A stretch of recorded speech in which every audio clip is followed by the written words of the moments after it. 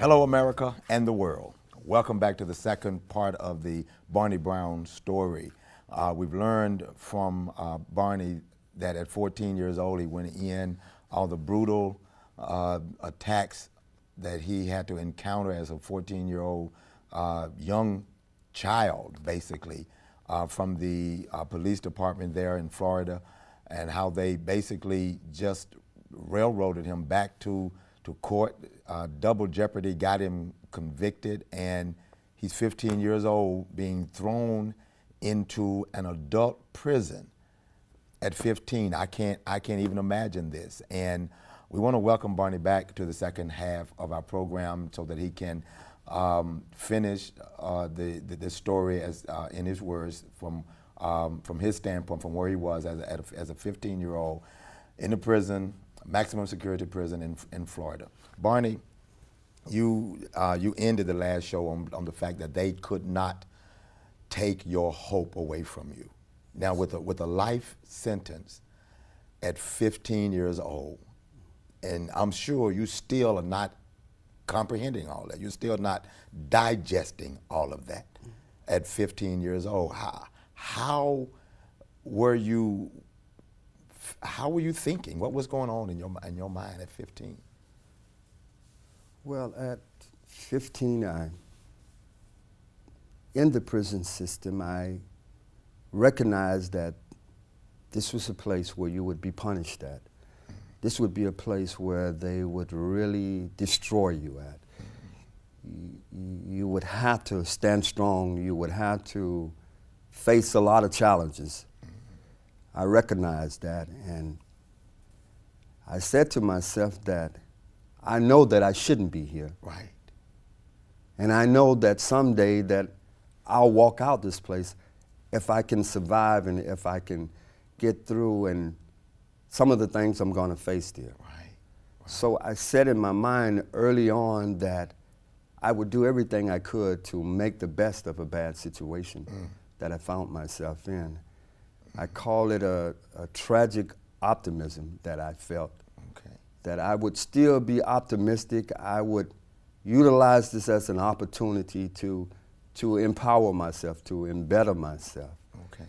Well, I had been brought up in a Christian family, and my mother always instilled in me to believe in God, to trust in God. Right. No matter what circumstances looked like, that they could change at any time. So with that mentality and coming from that background, even my father had given me lessons about baseball. He told me that the most important thing in playing baseball, as a shortstop, you need to keep your eye on the ball. Right. Never lose focus. If you can keep your eye on that ball, you can pick it up clean and you can make the throw. And that had always worked it in my life, always being focused on whatever I get into, just to keep my eye on the ball. So it was sort of a concept that I would take as a 15-year-old into an adult prison. Right. That I'm not going to fall off into the things that are here. I'm just going to try to survive and take what's good out of the prison system and leave everything that's bad there. All right. Coming into the prison system, I found that the challenges were great. Yes, sir. I was going to need help all the way. Yes, sir. Yes, sir. Well, initially I was confronted with, a lot of hardliners in the prison system. But I was never really what I considered to be a coward. Right. I had a little heart within me. So at times I would have to stand up, stand up. When people tried to take advantage of me, I would just take a stand that I'm not going to be abused. I'm not going to be taken advantage of. Right, and each time I did that, older prisoners would come to my aid. Good. Strangely, they would come and say, "Hey, don't bother the kid. Leave him alone." Right. I had a lot of that going for me. Well, I began to, like I said, to apply myself. The guy that slept next to me was an ex-judge. Yes. The guy that slept next to you in the prison was a former judge. Wow.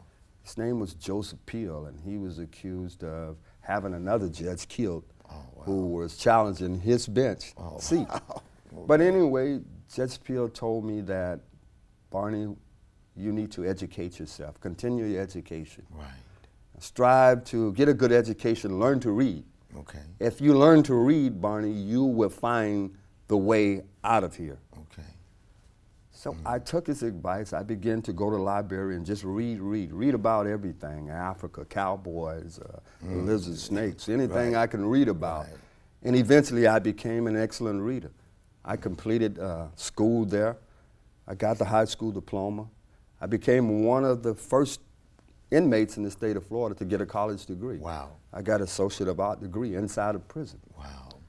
And all during the time I'm studying writing the court, I'm studying telling people that I was wrongfully in prison. Well, around about 4 or 5 years into my incarceration, the warden called me into the office. And he says to me, Barney, I heard that you're going around the prison saying that, you know, you're innocent and you shouldn't be in prison.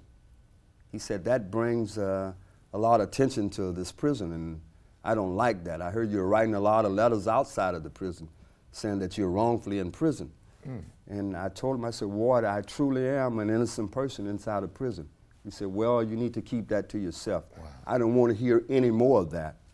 Wow. I This said, is the well, warden. This is the warden of the prison. I told him, I said, Warden, I have to say it because it is so.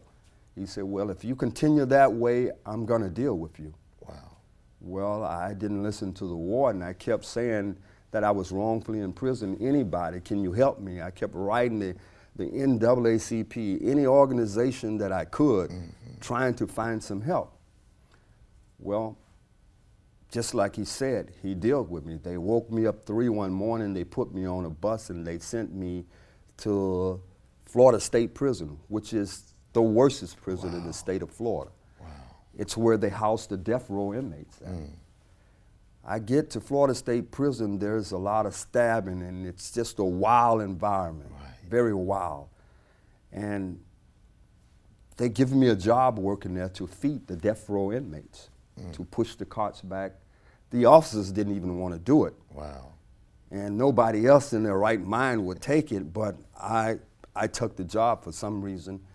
And I would push the cart back on death row to feed the guys on death row. And they had some serial killers back. They had all type of people back there. But they were, to my amazement, they were very intelligent men. Right, yes. You know, yes. they were, most of them had lots of books in their cells, and I was fascinated by books. So what I used to do, I used to give them extra trays for a book if they had one to give me. And this one guy, he was a notorious guy in the Florida prison, and I'll just say his name was Ted. And Ted said, Barney, I heard about your story. He said, man, don't you know that they railroad you? And I didn't know what railroad meant, but he said, man, you shouldn't be in prison. He said, here's a book, read this book here, and this should give you some help. Well, the book that he gave me was called The Hurricane. It was a book about an innocent man in prison who a bunch of Canadian students would help him out of prison. So I read it and I started reading and I said, wow, this would be nice if I could find an organization like this in Florida. And so I started to ask around and I found out that there was a project like that in Florida called the Innocent Project. Wow. I would eventually write them and they wrote me back, and an attorney by the name of Barry Scheck would write me back. And he said, Barney, if what you're telling me is true, I'll come to Florida, I'll find the records, and I'll get you out of prison. So I wrote him back and I told him. How long had you been in by that time? By that time, I was close to 30 years in prison then. Close to 30 years. Yes. Now, I want you to because you mentioned something to me that I thought was very, very interesting that I feel like needs to be said, because there are inmates, especially here in Paducah, Kentucky, that are going to be looking at this program at the jail. And it's something that you said that, to me, stands out because it helped you to open that door up. When you said a minister came to prison. Yes. To talk to you about getting yes. real with God. I want you to talk about that, because this basically sets you up for yes. the Innocent Project situation. Yes. Well, in prison for many years, you know, I read the Bible and I studied the Bible, but I believed that I could find a way on my own. Right. I had become a skillful reader. I read many, many law books now. And I began to understand the process of double jeopardy, the Constitution, Fifth Amendment, and all those things came clearly to my mind. Right. Now, I knew that I was wrongfully in prison, Right. just based on the Constitution. Right. So somewhat dependent on God was not, it was a thing, you know, I believed in God, but I was dependent on my own ability Right. to get me out of this situation, to find a way. Right. Well, I began to petition to the court, writing court after court, filing a pro se petition into the court, describing everything I've told you here. Right. And the courts would simply reject it. They would either procedural default or some technicality. Right. They would deny me. Never a hearing on the merits of what happened to me. Right. So around about 30 years into the prison system, I'm still hoping and still believing that someday the doors will open. Somebody will hear this case Right. and help me to come out of it. Right. Well, around about 30 years, a prison ministry came in. And the minister there, he said, "Who want to go home?" Right. That was his Right. opening statement. Everybody in there raised their hand, Right. naturally. And I raised my hand. He said, "Well, if you want to go home, then get real with God." Right. Right. He said, Right. "Better still write down what you want God to do, and then you go back to your dormitory, throw out all the girly magazines, the little marijuana joints and all that stuff, get rid of it all, and be real with God." Right. He said, "I guarantee you, within 90 days, if you would do that, a breakthrough will come. I challenge you today to do that." Wow. And I said, "Well, that's quite a big challenge." You know, he guaranteed in 90 days Yeah. something would happen. Well, I said, "Well, I got to take him up on that one." I did exactly what he said. I got real with God. I just threw everything to the side, and every day I picked up the Bible. I started praying on a regular basis, and just witnesses and all the guys in prison, they were saying that Barney has lost his mind. Right. Started walking the field, just reading the Bible every day, talking about God and the Word of God, and just studying the Word. Well, I'm sitting on the rec field one day, and this old guy come up to me, and he says to me, he says, "Barney, could you help me out with this paperwork?" I said, "Yeah, I'll fill it out for you." He said, "You might want to fill out one of these too." Right. Right. Well, fill out the paperwork for him, and I was reading what he was filing. He was actually filing paperwork to the Innocent Project, Right. which I had already learned that existed, Right. but I had not took the initiative to write the Innocent Project. Right. Well, I filled out one for him requesting their assistance, and I filled out one for myself. Right. Now this is within the Yes. within the 90 days after the guy had told you, right? Had told me this. Well, he filed his paperwork to the Innocent Project. They filed the motion for him for a DNA test. They denied his. Wow. Denied. Okay. I, in turn, get a letter back from Barry Scheck, Okay. who says that Barney, I'll come and search for the records. He comes to Florida, goes to Dade County, and he finds to his amazement that there are no records. Right. They don't know how I got in prison or why I'm in prison. They don't know anything about me. All of the records have supposedly been lost or destroyed. Wow. Barry Scheck writes me back and he says, "Barney, you're like a dead man in prison." They don't have any records. He said, "But what I want you to do is to still go forth, file the motion for a DNA test. And that will at least get you to a court hearing, Right. and then you can tell the judge what has happened to you." Right. I did what he said, sent it in, and 30 days later I find out that they had granted me a hearing. Wow. I would be going, now 34 years had passed. Wow. I find now that I will be going back to Dade County. And I was all excited. Finally, I would have my day in court. I would be able to tell this judge what had happened to me, Right. how I ended up in the prison system. I get there, and when I get there, the judge, I go before a judge. His name is David Young. And I tell him everything that I've shared with you. Right. And he said, "Barney, you know what? It's a good story, but I don't believe it. Wow. You can't prove anything you say. There's no records of anything that you're telling us. He said, Barney, I'm going to send you back to prison. You go back to prison, do your time, and don't waste our time. I said, but Judge, he said, no, don't say anything else. Wow. Just go back to prison, do your time. And I was naturally devastated. Already 34 years. I've waited 34 years to get before a judge to tell it, and then he doesn't believe me. And then, to my amazement, he says that there are no records. Just as Barry Scheck had said that all the records had been hidden or destroyed or whatever. Well, I told my mother about it, and you know, my dad had always been angry about my incarceration.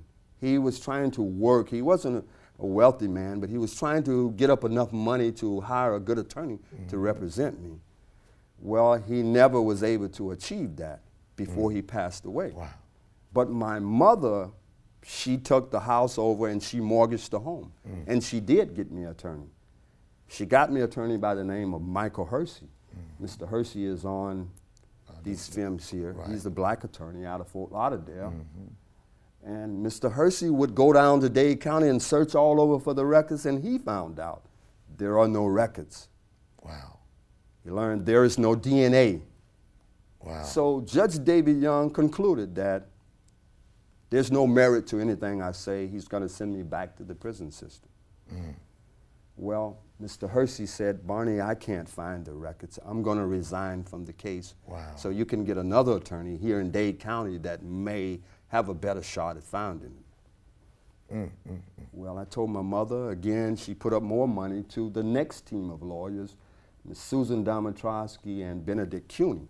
They would come on board. Right. Now, 36 years have gone by in the process of waiting through the courts for this case to play out. But back to David Young never entered the order to send me back to the prison. A strange thing happened. A week after he told me that, he gets a letter from New York, a call from New York to become a court TV judge. Right. Like Judge Judy, Right. Judge Joe Brown. Right.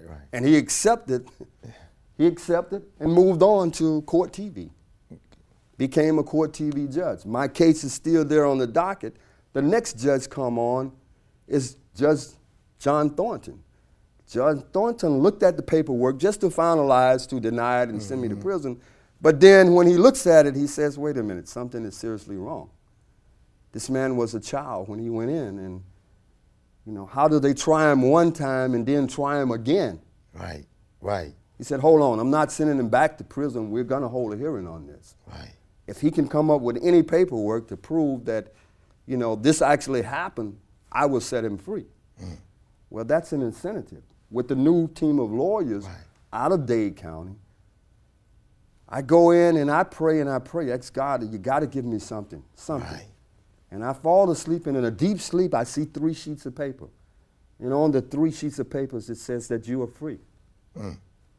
I called this lady, Susan Dimitrowski, and I said, Susan, you got to go back and look again. She had searched all the archives in Dade County, came up with nothing. I told her, there's 3 sheets of paper out there. She said, Barney, where did you get that from? I said, well, God revealed it to me in a dream. She said, hold on, we're not going this God stuff. Right. We need factual information. Can you think of anything? And all of a sudden, it came back to me the name of the first judge that I appeared to with my eyes swollen up. I remember struggling to look at the nameplate on his desk, and it said Judge Ferguson. I was able to focus it in. So I told her, I said, his name was Judge Ferguson. She said, who? Wow. The first judge I went to before. She said, well, okay, that's something that we can work with. She goes back to the archive. She asks all of the people to work there to diligently search for the docket sheets of a Judge Ferguson in 1970, around March of 1970. Well, the girls there, they volunteered. After hearing of my story, they volunteered their time. They searched and they searched. They searched in warehouse all over Dade County. I mean, mildew paperwork, papers that had survived the storms and hurricanes of Dade County. And about 3 a.m., one of the girls screamed. And amazingly, she had found 3 sheets of paper. Wow. Just 3 sheets of paper. Wow. One said I had been tried on April 30th, 1970. One said I had been acquitted of all charges. Wow. And the last sheet said I had been released to my parents. Wow. Wow. So now with the 3 sheets of paper that we had actual evidence that what happened to me is true, just as I told it to you. But we had only one problem now, that Judge Thorrington had been moved to another division. And they had brought on yet another judge.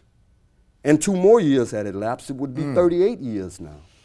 Wow. Well, we go before the judge right here in the center, Judge Antonio Marion, who's a Cuban immigrant, came to this country during the Mario boat lift, got into law, became a prosecutor, a private attorney, had a full spectrum of the law, understood the times of the 70s, the racial unrest and all of these things. But more so, understood the law. Right. He heard the argument of Mr. Ben Cuny. Mr. Cuny argued before him that I had been tried as a child, found not guilty. They literally kidnapped me out of the juvenile system and tried me again in the adult court system and sent me away to prison. Jesus. Judge Marion concluded that this was wrong.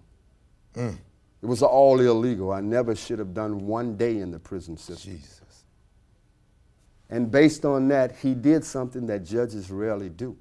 He stepped down from the bench, and I didn't know what he was going to do.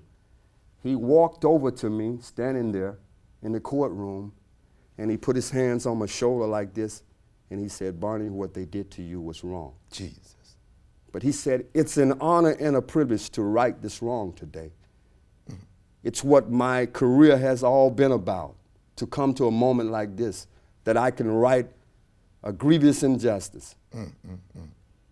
He said that, Barney, I'm going to release you after 38 years. Jesus. And he entered an order immediately releasing me from prison. Lord have mercy. After 38 years. Well, the system was in a frantic. They rushed me to the cell. They told me, get everything you got. We got to get you out of here. And they rushed me to the back door of Dade County Jail. And No phone call or nothing? No phone call, no nothing. They said, we got to get you out of here. And they literally threw me out the back door like a discarded piece of trash. Jesus. And I was standing there. I had nothing more than a brown folder. And I'm standing there in the pouring down raining. It was raining. And I'm standing there and I'm trying to figure it all out. They just threw me out like this. But to me, it was one of the greatest moments of my life. Right. I was not 029663 anymore. Right. You were Barney Brown. I was Barney Brown finally. Right. And standing there in the rain, I saw a guy with something that looked like a walkie-talkie. That's what I related to.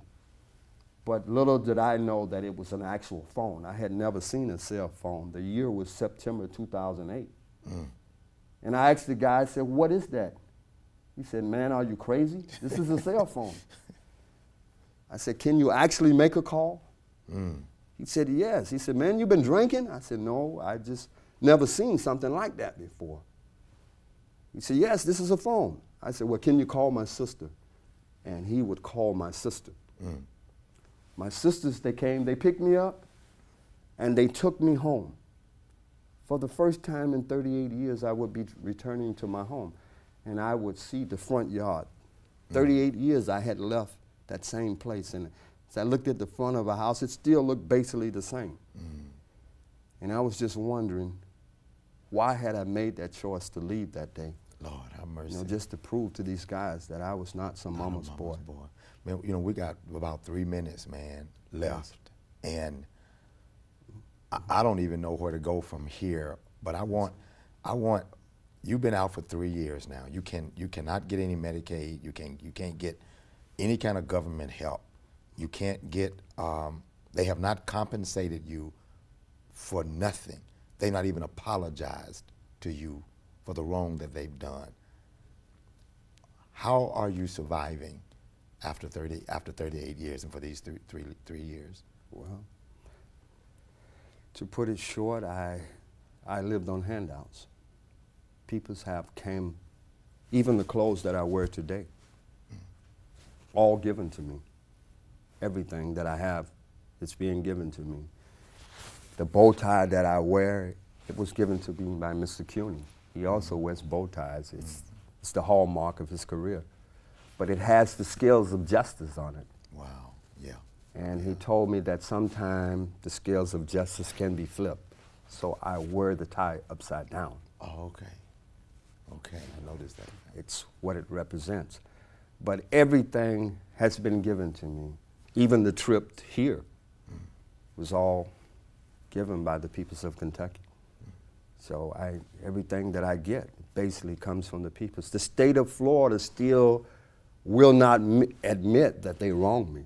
In fact, they're fighting against any type of compensation.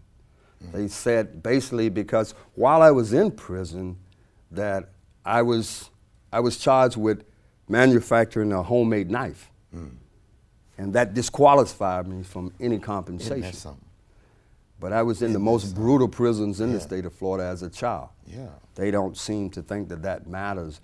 There are laws, it's called the clean hands law. If you had any conviction before you were in prison, or while you were in prison, or after you got out of prison, it eliminates you from compensation. So on that issue alone, they are fighting against me. Wow. And they also say that, well, you know, we did convict him. The second conviction was a legal conviction, even though it was unconstitutional. Right. So they argue all these issues against compensation. I don't know if I will ever be compensated. Wow. You know, but it doesn't really matter because no amount of compensation. Right. They gave me $100 million. They could not give me the equivalence of what was taken from me. 38 years. 38 years, and by the way, the 38 years is the longest in the history of the United States. No other person can lay claim that they did 38 years wrongfully in prison. Right. Yes, some did more than 38 years, but not wrongfully. Not wrongfully. I'm the only person that can lay claim to that, from the age of 14 to the age of 53 in prison. All of that wiped out of my life. So compensation, what can they how do? Can they compensate? Exactly. Man, listen, this has been powerful, and I'm just grateful that you took the time to come and to give us your story. Thank God you. bless you, man. And I'm looking for God to do supernatural things in your life. I really am. Thank you again for listening and watching Life After Lockup. God bless you. You have a marvelous day.